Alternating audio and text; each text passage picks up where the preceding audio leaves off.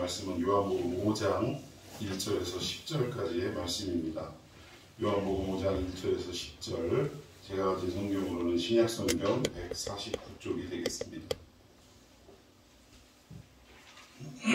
여러분이 한 절씩 교독하도록 하겠습니다. 요한복음 5장 1절에서 10절까지의 말씀입니다. 1절 말씀. 그 후에 유대인의 명절이 되어 예수께서 예루살렘에 올라가시니라. 예루살렘에 있는 양문 곁에 히브리 말로 베데스다라 하는 곳이 있는데 거기 행각 5이 있고 그 안에 많은 병자, 맹인, 다리 저는 사람, 혈기 마른 사람들이 누워 물의 움직임을 기다리니 이는 천사가 같은 곳에 내려와 물을 움직이게 하는데 움직임 후에 먼저 들어가는 자는 어떤 병에 걸렸든지 낫게 되니라. 거기 38배 된 병자가 있더라. 예수께서 그 누운 것을 보시고 병이 벌써 오래된 줄 아시고 이르시되 내가 낫고자 하느냐. 병자가 대답하여 주여 물이 움직일 때 나를 못에 넣어주는 사람이 없어 내가 가는 동안에 다른 사람이 먼저 내려가나이다. 예수께서 이르시되 일어나 내 자리를 들고 걸어가라 하시니 그 사람이 곧 나와서 자리를 들고 걸어가니라. 이날은 안식일이니 유대인들이 병 나은 사람에게 이르되 안식일인데 내가 자리를 들고 가는 것이 옳지 아니하니라. 아멘. 자, 오늘은 세 번째 표적입니다. 요한복음에 나타난 예수님의 7가지 표적 중에 세 번째 표적인데 38년 된 병자를 고쳐주시는 사건입니다. 자, 우리 지난 종료주일부터 우리가 표적 7가지 첫 번째부터 살펴보기 시작했는데 물이 포도주로 변한 그 가나 혼인잔치는 결국 핵심을 따지면 어떤 말씀으로 요약할 수 있냐? 예수 그리스도는 이 땅에 우리 인간의 문제를 해결하기 위한 해결사로 오신 것이 아니라 결국 인간의 죄를 구원하기 위하여 당신의 피를 흘리기 위해, 즉 십자가를 지기 위해 오신 메시아이시다라는 것을 천명하는 사건이었다는 거예요. 그리고 두 번째, 어제 살펴본 왕의 신하의 아들을 낳게 하는 이 사건은 결국 뭐냐? 우리 인생은 보고 믿느냐 아니면 믿고 보느냐, 이것을 결정해야 한다는 거죠. 그래서 많은 사람들이 항상 표적을 구하고 뭔가 말씀 하나로 충분치 못하고 이런 삶을 살아가지만 우리 예수 그리스도를 믿는 그리스도인들은 어떤 삶을 살아야 되냐? 말씀 하나로 충분한 삶을 살아야 한다는 거예요. 하나님이 가라사대 예수 그리스도가 말씀하시되 이 말씀이, 이 언약이 우리 가운데 떨어지면 우리는 다른 것 다 바라보지 말고 좌면우고하지 말고 오직 그 말씀만 붙들고 살아가는 인생이 되어야 한다는 것입니다. 자, 그리고 오늘 이 세 번째 표적인 38년 된 병자를 고치시는 사건을 통해 과연 우리 예수님이 우리에게 무엇을 말씀하고자 하시는 것인가? 우리의 신앙관이 어떻게 되어야 함을 지금 간절한 마음으로 선포하시는 것인가? 이 부분에 대해서 살펴보도록 하겠습니다. 자, 우리 본문을 한번 살펴볼 텐데 1절, 2절까지 시작. 그 후에 유대인의 명절이 되어 예수께서 예루살렘에 올라가시니라. 예루살렘에 있는 양문 곁에 히브리 말로 베데스다라는 하는 곳이 있는데 거기 행각 5이 있고. 자, 여기 보니까 유대인의 명절이 돼서 예수님이 예루살렘에 올라가셨다라고 말씀하고 있습니다. 그러니까 여기에 이 명절은 유월절을 얘기하는 거예요. 유월절을 지키기 위해 예루살렘에 올라가셨는데 여러분 잘 아시다시피 예루살렘 성이 있으면 그 성 안에 예루살렘 성전이 있고요. 그리고 이 성전을 들어가는 그 뺑 둘러서 여러 가지의 문들이 있습니다. 근데 이 문 중에 오늘 보니까 무슨 문 곁에 가셨대요? 양문 곁에 가셨대요. 자, 지금 왼쪽 그림이 양문입니다. 이 양문이 왜 양문인가 봤더니 이 문으로는 각기 그 문에는 나름대로의 기능과 특성이 있더라고요. 그러면 이 양문은 왜 양문일까요? 그렇죠. 이쪽으로는 뭐가 들어가냐? 양들이 들어가니까. 그 양들을 왜 예루살렘 성전 문으로 들여보냈냐? 하나님 앞에 뭘 드리려고? 제사 드리려고 하다 보니 제사를 드릴 때는 뭐가 필요해요? 그래서 멀리에서 가져온 이 제물들을 아무 문이나 막 가지고 들어갈 수 있는 게 아니라 이 양문을 통해 양을 끌고 들어가서 제사를 했다는 거예요. 그래서 이 양문입니다. 그리고 오늘 2절 내용 보니까 이 양문 곁에 뭐가 있었냐? 여러분 너무나 잘 아시는 베데스다 연못이 있었다는, 오른쪽 그림이 베데스다 연못입니다. 저도 직접 그 성지순례를 가서 확인하지를 못해서 이 사진만 보고는 도대체 어디가 물이 있고 어디가 행각인지를 정확하게 모르겠더라고요. 그런데 이 주변에 높이 솟은 이런 것들이 행각일 것 같고, 가운데 저쪽 오른쪽 하단에 보면 동그랗게 돼 있는 데 있죠? 여기가 아마 연못이 아닌가라고 추정을 해봅니다. 자, 어쨌든 이 베데스다 연못과 또 왼쪽의 양문을 잠시나마 사진을 통해서 보여드렸습니다. 그런데 이 양문에 예수님이 찾아가셨고 그 곁에 베데스다를 예수님께서 방문을 하셨는데, 제가 이 베데스다 연못의 사건, 38년 된 병자를 고치시는 사건을 참 여러 가지 다양하게 많은 설교들을 들어왔던 것 같아요. 어려서부터. 근데 제가 어제도 극동방송인가 기독교 방송인가 저 차를 타고 가다가 또 설교를 하시는 내용을 들었는데, 저도 이 설교를 준비했기 때문에 상당히 기대감을 가지고 또 이 설교를 들었는데 조금 마음에 아쉬움이 좀 남았어요. 왜냐하면 이 베데스다 38년 된 병자를 고치시는 사건이 주로 어떻게 초점이 맞춰져 있냐? 어떤 병이라도, 인생의 어떤 문제를 만났다 할지라도 누구만 만나면, 예수님만 만나면 다 고침받고 다 해결받을 줄로 믿습니다가 결론의 설교가 너무나 많다. 물론 뭐 그런 내용이 없지는 않습니다. 예수님이 친히 병자가 있는 곳에 찾아오셨어요. 병자가 예수님을 찾으러 간 것이 아니라 예수님이 특이하게도 병자가 있는 곳에 찾아가셔서, 그리고 친히 그를 만나주셔서 또 그에게 선포하실 때 그 병자가 일어나 걷게 됐다. 문제 해결을 받았다. 그래서 결국 우리는 누구를 만나야 한다? 예수님을 만나야 한다. 이제 여기에 초점을 맞추고 설교하는 것이 거의 제가 몇십 년 동안 설교를 들었던 내용의 대부분이 아닌가 싶어요. 그런데 중요한 것은 제가 이번 이 고난주간을 통해서 요한복음에 나타난 예수님의 표적 몇 가지? 7가지.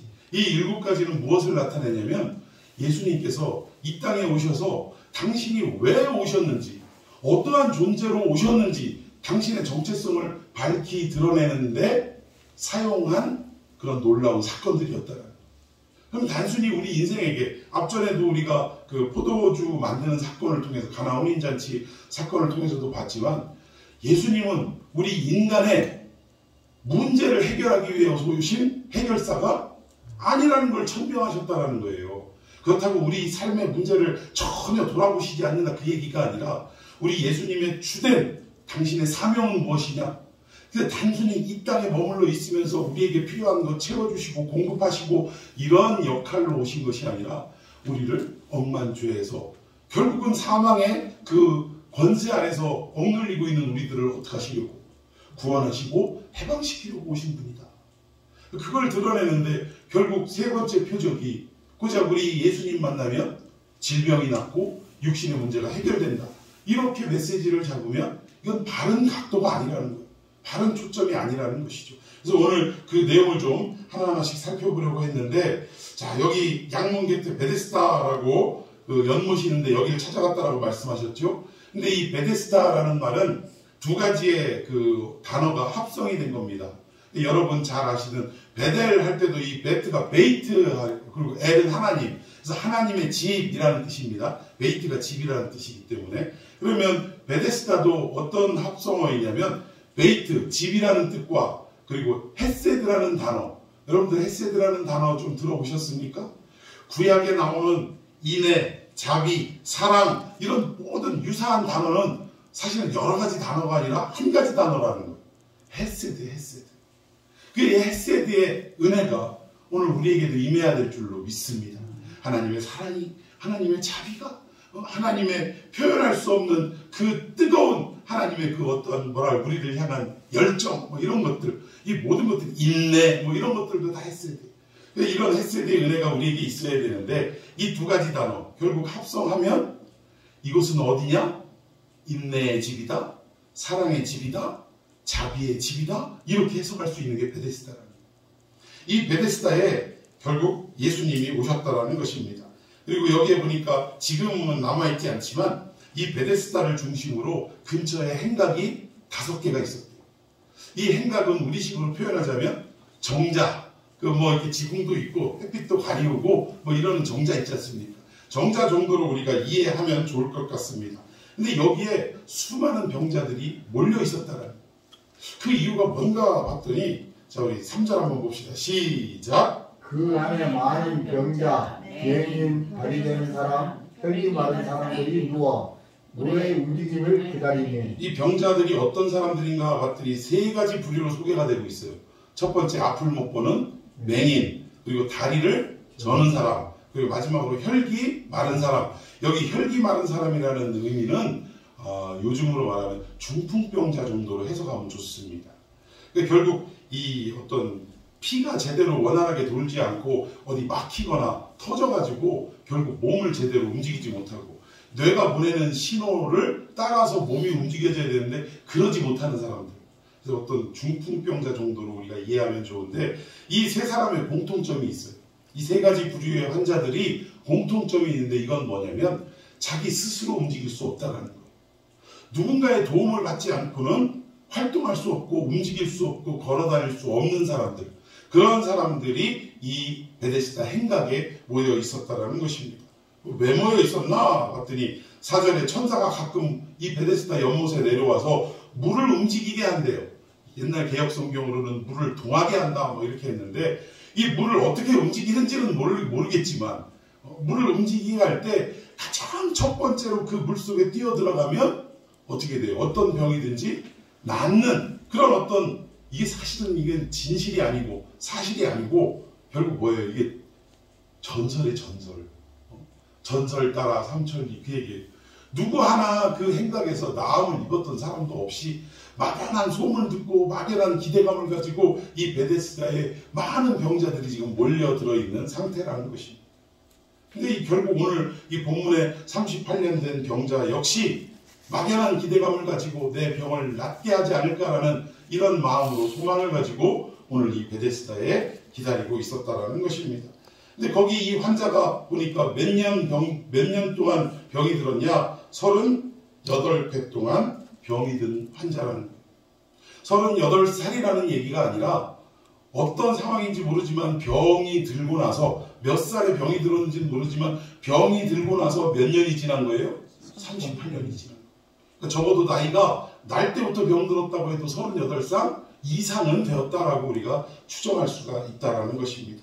자, 그런데 여기 보니까 결국 4절 5절의 내용을 쭉 살펴보니까 이게 무엇과도 똑같냐면 인생의 축소판하고 똑같더라는 거예요. 여기 보니까 물이 동할 때 하여튼 그 많은 병자 중에서 가장 먼저 그 물에 들어가는 사람이 병이 낫게 되는 거예요. 여러분, 우리 살아가는 이 시대를 무슨 시대라고 하냐? 무한 경쟁 시대라고 그래요. 상대방을 이겨야만 내가 살아남는 시대가 이 우리가 살아가는 이 세상입니다. 근데 여러분, 이런 세상에 지금 누구의 도움을 받지 못하고는 움직일 수 없는 이런 환자들이, 이 가운데서 누가 도와주겠냐, 이거 누가. 나라도 뭘 먼저 들어가려고 발버둥 치겠지. 누가, 아이고 이 사람 나보다 더 심한 병자인데 이 사람 먼저 좀 물에다 넣어줘야겠다. 이런 사람이 어디 있겠냐 이거죠. 마치 우리가 살아가는 인생의 축소판이 아닌가 생각이 듭니다. 그런데 여기에 38회, 왜 하필이면 40년이라고 할 수도 있고 한 18년이라고 할 수도 있는데 왜 하필이면 38년이냐 이 얘기예요. 이 38년이 의미가 어떤 의미를 가지고 있냐. 그리고 또 38년 동안 이런 중병에 걸렸다면 여러분, 우리의 육신이 이런 어떤 고칠 수 없는 피폐한 병에 걸렸다면 우리의 마음은 어떨까요? 이런 오랜 동안 병든 사람의 정신은 어떨까요? 우리 옛날에 우리 학교 다닐 때 그런 표현을 본 것 같아요. 건강한 육체에 건강한 정신, 이런 어떤 표현가 있었던 것 같아요. 여러분, 우리가 아무리 올바른 생각을 가지고 살아간다 할지라도 이 정말 자기의 몸을 제어하지 못하고 자기 스스로 어찌할까 모르는 이런 중한 병에 걸려서 그 세월이 오래되면 점차적으로 우리의 생각과 우리의 마음도, 우리의 정신도 점점 육신을 따라 병들어가는 경우가 대다수랍니다. 오늘 이 38년 된 병자는 모르긴 몰라도 마음도 정신도 상당히 좀 피폐되지 않았을까 라고 추정을 해보고 있습니다. 그런데 이 38년 됐다라는 이 말은 아무래도 성경에는 의미 없는 숫자가 없다는 거예요.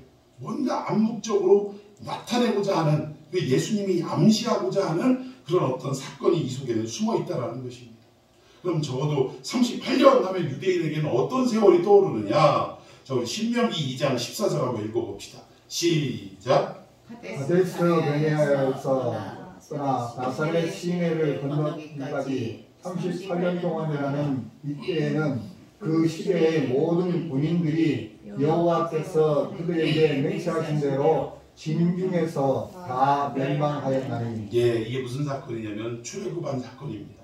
광야에서의 여정을 지금 소개하고 있는데 처음 2년 동안은 결국 출애굽해서 홍해를 건너고 그리고 시내산에 가서 율법을 받고 하기까지의 과정이 한 2년 가까이 됐어요.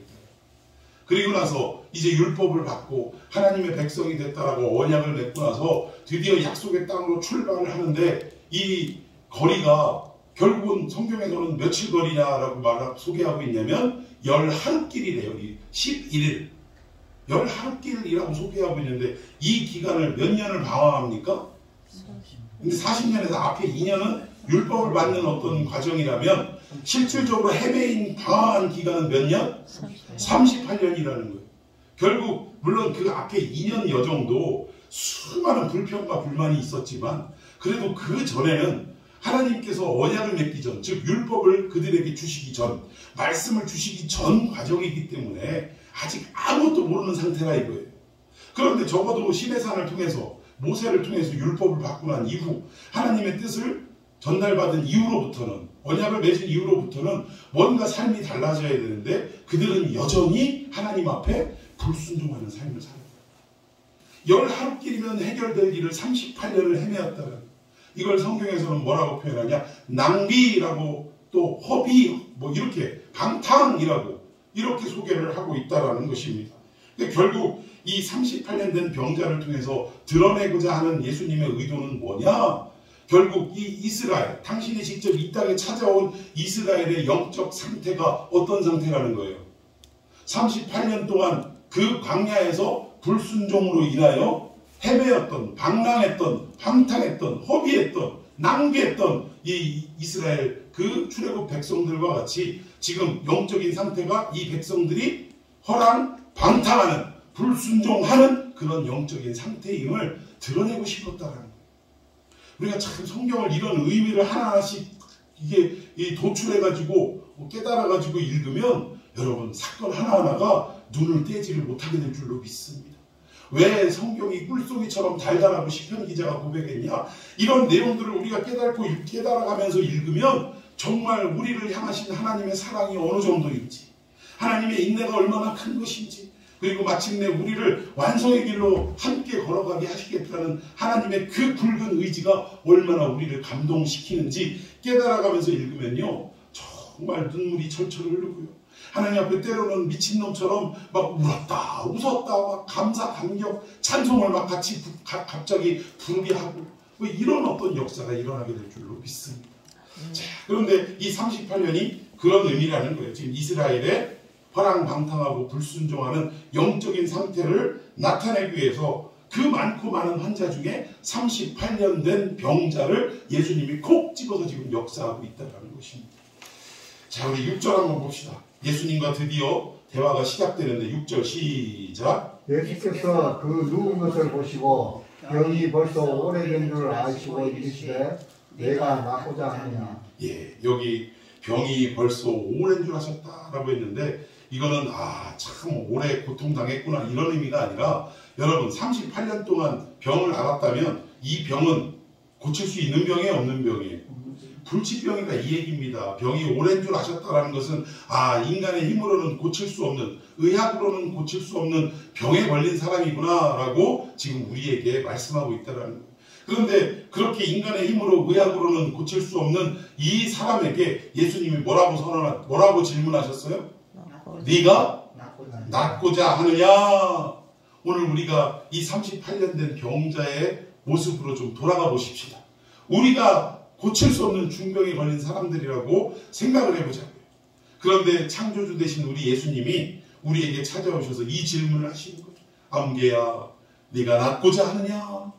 라고 할 때 여러분 뭐라고 대답하시겠어요? 아멘. 아멘! 낫기를 원합니다. 주여 저를 고쳐주시옵소서. 더 나아가 아주 그냥 간단하게 모든 대답의 핵심이라 주님 살려주세요. 물에 빠져 죽어가는 사람이 할 수 있는 말은 뭐예요? 사람 살려요. 사람 살려. 우리 예수님이 창조주께서 우리에게 고칠 수 없는 중병 가운데 인생의 그 쓰디쓴 문제에 빠져 있을 때 우리 주님이 와오셔서 우리에게 네가 낫고자 하느냐, 네가 건짐받기를 원하느냐 말씀하신다면 우리는 좌면구하지 않고 그냥 즉시 예수님 살려주세요. 예수님 고쳐주세요. 이게 정답인데 오늘 이 환자는 얼마나 웃기는 사람인지 몰라요. 자, 7절 한번 봅시다. 시작. 병자가 대답하되 주여 우리 움직일 때에 나를 못에 넣어주는 사람이 없어 내가 가는 동안에 다른 사람이 먼저 내려가나이다. 예, 여기에 못에 넣어주는 사람 할 때 이 못은 무슨 못? 연못? 베데스다. 베데스다가 무슨 뜻이라고요? 하나님의 은혜의 집, 사랑의 집, 자비의 집 이런 의미라는 거예요. 근데 여러분 우리 예수님은 누구십니까? 은혜의 출처가 되시는 분이고 믿습니까? 아니 사랑의 기초가 되시는 분이시고 모든 자비의 원천이 되시는 분이 우리 예수님 아니세요? 아니 단순히 어떤 은혜의 집 이 정도가 아니라 은혜 자체이시고 자비 자체이시고 사랑 자체이신 우리 예수님이 직접 그에게 찾아가셔서 네가 낫고자 하느냐라고 물으시는데 더 이상 무슨 할 얘기가 필요하냐고. 근데 오늘 이 환자는 뭐라고 한다고요? 나는 저 연못 안으로 들어가야만 낫는데 그런데 나를 넣어주는 사람이 없어서 내가 이 모양 요 꼴로 이렇게 살아가고 있습니다. 라고 대답하더라고요. 여러분 이것은 단순히 그냥 해프닝으로 벌어질 수 있는 대답이 아니라 지금 이스라엘이 처해 있는 어떤 신앙적 상태, 아까 불순종의 상태라고 말씀드렸는데 더 나아가서 그 내용이 무엇인가를 봤더니 결국 이 환자의 대답은 이런 대답이에요. 우리가 구원받는 것은 무엇으로 구원받습니까? 오직 예수님의 은혜로 구원받는 거예요. 우리가 어떤 일을 행한다라고 해서 구원받는 게 아니라 예수님의 일방적인 은혜, 그분이 일방적으로 오늘 사건에서 찾아오셨던 것처럼 우리가 어디 이쁜 구석이 있고 믿음이 있고 출중한 구석이 있고 잘난 구석이 있어서 우리를 구원하시는 게 아니라 우리가 한 건 아무것도 없고 오히려 다른 사람들과 비교해 볼 때 더 못하면 못했는데도 우리 주님은 무슨 이유인지 우리를 콕 집어 찾아오셔서 우리를 구원해 주시고 은혜를 허락해 주신 줄로 믿으시기를 바랍니다. 그러니까 우리가 얻은 구원은 이런 거예요. 그래서 여타 종교들은 자력 종교라고 합니다. 자기가 도를 닦고 구도를 해서 그렇게 해서 해탈의 경지에 이른다라는 자력 종교인데 우리는 철저하게 무슨 종교? 타력 종교예요. 누군가의 외부의 힘에 의해서 우리가 구원을 받는 종교입니다. 그 외부의 힘은 무엇이냐? 하나님의 사랑이며 예수 그리스도의 은혜라는 사실이에요. 오늘 그 말씀을 선언하시는 그 예수님, 네가 낫고자 하기를 원하느냐? 낫고자 하느냐? 이거는 네가 어떻게 살아왔든지 나는 상관없다. 네가 무슨 생각을 하고 어떤 언행을 하며 이렇게 왔든지는 나는 관심이 없다. 그러나 나는 일방적으로 너를 택해서 오늘 너를 구원하려고 한다. 라는 예수님의 말씀인데 이 환자는 결국 한다는 소리가 내가 일어나서 저 연못 안으로 들어가는 행위가 이루어져야만 구원을 받는데 아무도 나를 도와주는 자가 없습니다. 무슨 의미인지 아시겠어요? 아직도 우리가 어떠한 행위, 율법을 지키는 행위 또는 요즘으로 말하면 내가 어떤 예배를 드리는 행위, 헌금을 드리는 행위, 뭔가 선을 행하는 행위, 구제를 하는 행위 이런 것들을 해야만 구원을 받을 수 있다. 하나님께 물론 칭찬은 받겠죠. 이것으로 상급을 크게 받을 수 있다. 이렇게 여기며 살아가는 것이 오늘 베데스다의 38년 된 환자의 생각과 다를 바가 없다. 우리가 수고하고 헌신하고 봉사하는 것은 내가 이렇게 할 때 주님으로부터 무언가를 얻을 수 있다는 것이 아니라 주님이 일방적으로 나에게 구원하셨고 은혜를 주셨기에 그 은혜에 내가 무엇으로 보답할 길이 없는 거예요. 여러분 이 땅에서는 어떤 일을 한다라도 우리가 구원받은 것을 보답할 길이 없는 것입니다. 그래서 내가 할 수 있는 것이 뭐예요? 구제라도 할 수 있어야 되고 내가 어떤 헌신이라도 해야 되고 봉사라도 해야 되고 하나님 앞에 내 가진 것 비록 적지만 이것이라도 하나님께 바쳐드리는 이러한 삶을 통해 결국 뭐야 하나님께 감사를 표현하기 위해 이 모든 일들이 이루어지는 것이 지극히 정상이라는 사실. 그런데 율법주의자들이나 율법적 사람들은 율법적 어떤 관점을 가지고 살아가는 사람들은 다 내가 어떤 일들을 해야 어떠한 대가와 결과를 얻을 수 있다라고 생각한다. 오늘 이 한국교회 21세기를 살아가는 한국교회 안에도 아니 전 세계 교회 안에도요. 이런 아직도 율법주의적인 사람들이 교인들이 얼마나 많은지 몰라요. 겉으로는 예수님 하지만 대화를 해보면 그가 봉사하는 것도 헌신하는 것도 그 저변에는 내가 이렇게 할 때 내 자식이 좀 잘 되겠지. 이런 의도가 상당히 많이 있다. 결국 이것이 율법적인 신앙이다라고 해도 과언이 아니라는 것입니다. 여러분 우리는요 오늘 이 말씀을 통해서 이 환자를 보면서 우리가 깨달아야 할 것은 뭐냐? 우리가 어떤 행위를 통해 구원을 얻는 것이 아니라 우리는 결국 우리 주님께서 네가 낫고자 하느냐 일방적인 은혜로 다가오실 때 우리는 그 은혜에 우리의 전 생애를 걸어버리는 거예요. 걸어버리는 거. 주님 그 말씀에 제 인생을 드리겠습니다. 그 말씀 하나로 저는 운명을 걸겠습니다. 이러한 자세가 우리에게 있어야 될 줄로 믿습니다. 참 이 베데스다 연못의 이 환자를 통해서 우리들의 모습을 보는 것 같아요. 예수님이 황당한 대답을 하는 이 병자에게 아직도 율법을 행위를 고집하는 이 환자에게 뭐라고 말씀하나 봅시다. 8절 시작. 예수께서 이르시되 일어나 내 자리를 들고 걸어가라 하시니 예수님이 환자의 얘기를 듣고 아 그랬구나. 너를 넣어주는 사람이 없었구나. 아이고 불쌍해라. 위로해 주시는 게 아니라 뭐라고 그래요? 일어나 내 자리를 들고 이거를 경상도 말로 뭐라고 하는지 아십니까? 쓸데없는 소리 하고 있네. 내가 연못에 들어가야 되는데 나를 도와주는 자가 없어서 못 낫고 있습니다. 아 예수님이 낫기를 원하느냐 하는데 그런 대답을 하는 이 환자에게 경상도 말로 하면 예수님이 이 쓸데없는 소리 하고 있네. 빨리 가! 집에 가! 그 얘기에 그 얘기. 야 침상 걷어 가! 쓸데없는 소리 하고 있어.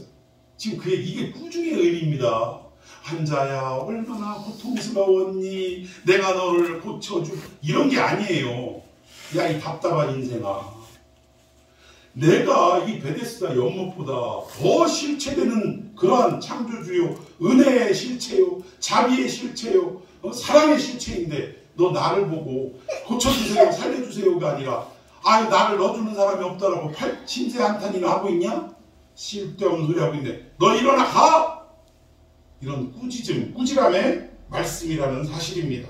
요즘 애들 말로는 이거 다른 거 놀러 가고 싶어요 이러면 부모님들이 그런다며요. 야 닥치고 공부나 해. 그래서 닥공이라고 한다며요. 그럼 오늘 그 내용을 그대로 살펴보면 대입을 해보면 닥공이 아니라 뭐예요? 닥치고 걸어가라 이거 뭐예요? 닥거래 닥걸. 야 닥치고 걸어가. 뭔 소리 하고 있어? 네가 율법으로 어떤 일을 행한다고 구원받을 수 있을 듯 싶으냐? 아니다. 모든 구원은 내 자비와 내 은혜 속에서 이루어지는 것이다. 아멘. 주님이 그 선언을 하고 있는 겁니다. 쓸데없는 소리 하지 말고 자리 걷어서 가라. 놀라운 은혜가 오늘 저와 여러분에게 임하기를 축원해 드리겠습니다. 자 우리 9절 봅시다. 9절 시작. 그 사람이 곧 나와서 자리를 들고 걸어가니라. 이날은 안식일이니 유대인들이 안식일이니 자 안식일은 사실 따지고 보면 어떤 날일까요? 처음에 안식일은요 하나님께서 모든 창조를 마치고 더 이상 손댈 게 없이 완벽한 창조다라는 의미가 안식입니다. 7일 동안 쎄빠지게 그냥 하나님이 창조하시고 그 다음 6일 동안 쎄빠지게 창조하시고 7일째 푹 쉬셨다는 안식이 아니에요. 이 안식의 의미는 하나님의 말씀으로 모든 만물이 이루어졌는데 이 이루어진 만물이 더 이상 손대거나 추가할 것이 없이 완벽한 창조라는 의미가 안식인 줄로 믿습니다. 그런데 이 안식이 어떻게 됐어요? 깨져버리고 만 거예요. 아담의 타락으로 말미암아 안식이 깨졌어요. 그 이후로 모든 예수님이 오시기까지 모든 인류는 무슨 날을 지켰어요? 안식일을 지켰다라는 거예요. 안식은 깨졌는데 안식일을 왜 지킵니까? 이 안식일은 어떤 의미로 지켰냐?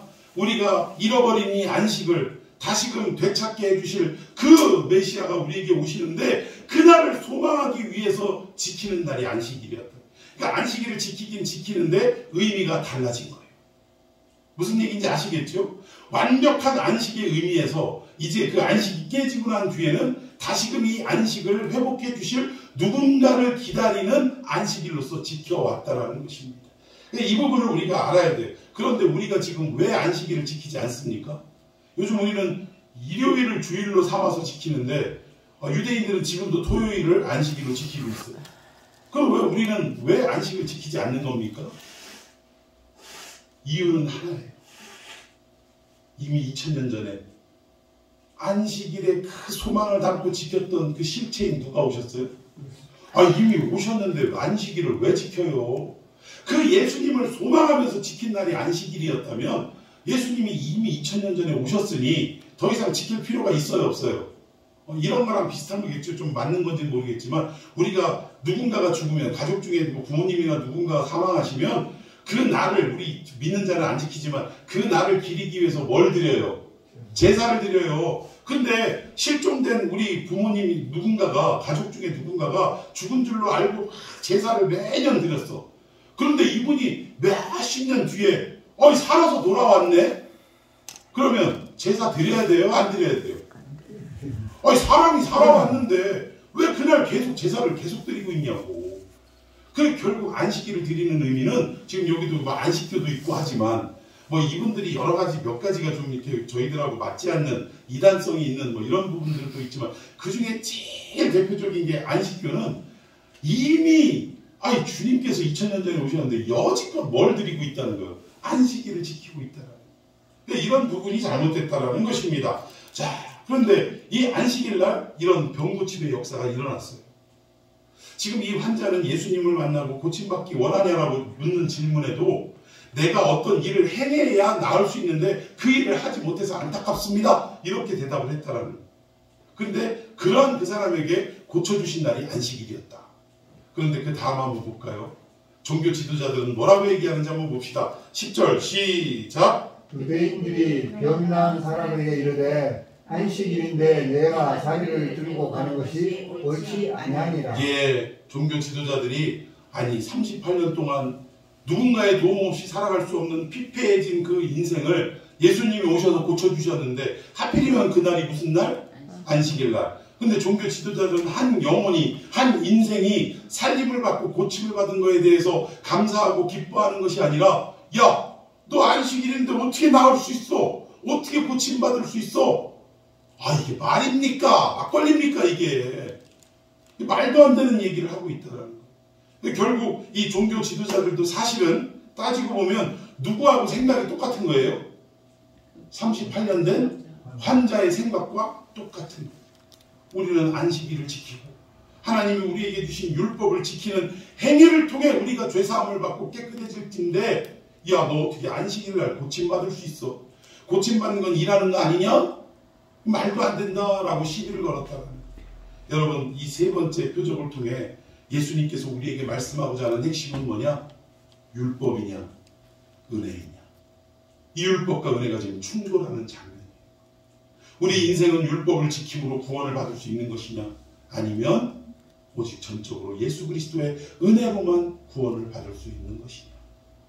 그래서 우리의 신앙 가운데에서도 모든 행위의 기초는요, 내가 무언가를 할 때 하나님으로부터 어떠한 대가를 받을 수 있다, 이런 개념이 아니라 이미 나에게 구원을 베풀어 주신, 받을 수 없는 은혜를 우리에게 허락해 주신 그 모든 것들이 감당이 안 되는 거예요.